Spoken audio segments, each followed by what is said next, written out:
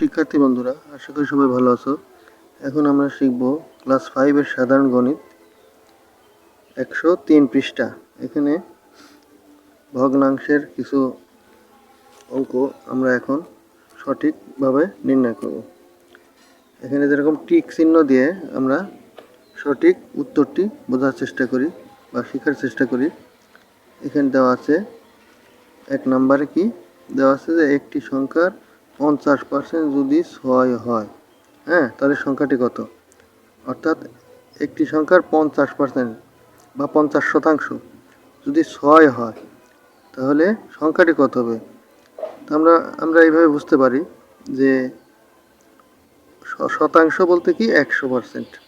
তাহলে 100% হলে তাহলে 6 ডবল হবে, 12 হবে। সেটা বলছে তারা যে নিচের কোনটি সঠিক।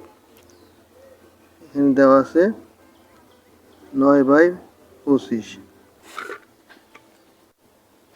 তাহলে পার্সেন্ট বলতে আমরা বুঝি কি শতাংশ বা শতকরা।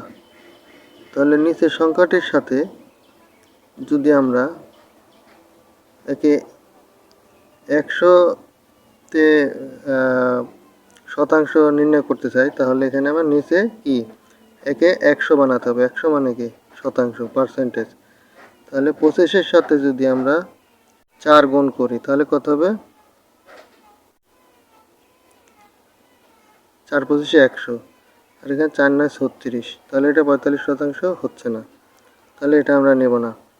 তাহলে খ নম্বরে আমরা বুঝি যদি 25-এর সাথে একইভাবে এখানে যদি আমরা 4 গুণ করি তাহলে কত হবে? 4 25 100 আর 4 9 36। তাহলে এটা আমার মনে হয় এটাই সঠিক হবে। পরেরটা আমরা একটু বুঝি দেখি। পরেরটা দেওয়া আছে কি এখানে যদি 4 গুণ করি 4 25 100 4 9 36, এটা 18%, এটা হবে না। আর লাস্টেরটা কি দেওয়া আছে 25-এর সাথে যদি 4 গুণ করি 100 আর উপরে 4 9 36, 9%, এটাও হবে না। তাহলে 36 এটা কিন্তু সঠিক। তার কারণ এখানে যদি 4 গুণ করি নিচে মনে মনে পাশে, তাহলে কি হবে? 4 25-এ 100 আর 4 9 36। এটা হবে সঠিক। আচ্ছা, পরের অঙ্কটা আমরা বুঝি। চিত্রে কত শতাংশ জায়গা রং করা আছে?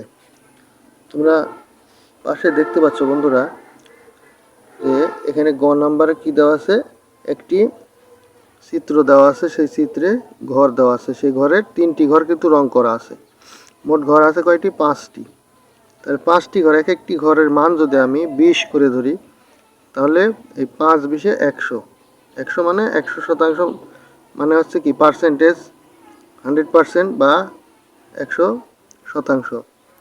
তাহলে যদি এটা আমি 100% ধরি তাহলে এর কিন্তু 3টি ঘর এখানে রং করা আছে। তাহলে এটা 20, এক একটা ঘরের মান যদি 20 ধরি, 20 40 আর 20-এ 60, 3 20-এ 60, তাহলে আমার 60% এই গ নাম্বার অ্যান্সার হবে। এটাই সঠিক। আর এখানে 75% হবে না, কারণ এটা হলো 60%, তারপর 80%, তারপর 100%। তাহলে 60% 3টি ঘর, এটাই সঠিক। আশা করি বিষয়টা তোমরা বুঝতে পারলে। তো পরবর্তী আমরা 4 নম্বর অঙ্কটি বুঝি। 4 নম্বর কী দেওয়া আছে? 50 লিটারের 10% কত লিটার? 50 লিটারের 10% হবে 50 লিটারকে যদি আমি 100 লিটার করি তাহলে কি হবে? 10% করলে তাহলে সেটা কিন্তু ডবল হয়ে যাবে। আর যেহেতু 50 লিটারের 10%, 50 লিটারের 10% মানে কত? অবশ্যই এটা 5 হবে। কিভাবে হবে? কারণ 50, এখানে যে আমরা একটা বোঝার চেষ্টা করি এই অঙ্কটা, যে 10% মানে কত? একটু খাতায় আমরা করি। খাতায় 10% মানে 10 নিচে 100 আর উপরে 50। আমরা 1 শূন্য কেটে দিলাম, তাহলে কত হলো? উপরে কিন্তু 5 হলো, সমান 5। তাহলে 5-ই কিন্তু 10% হবে। তাহলে এখানে আমরা 5 লিখে দিতে পারি, যেটা আমরা টিক দিয়ে দেখিয়ে দিয়েছি 5। তোমরা দেখতে পাচ্ছ বন্ধুরা, এই যে 5। আশা করি তোমরা বিষয়টা বুঝতে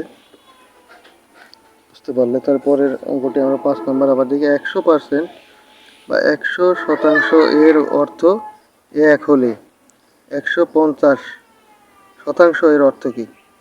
অর্থাৎ 100%-এর অর্থ এর মান যদি 1 হয় তাহলে 150% কত হবে? তাহলে একদম সহজ, 1-এর সাথে 0.5 এটাই হবে সঠিক, অর্থাৎ 1.5 এটা হবে সঠিক অ্যান্সার।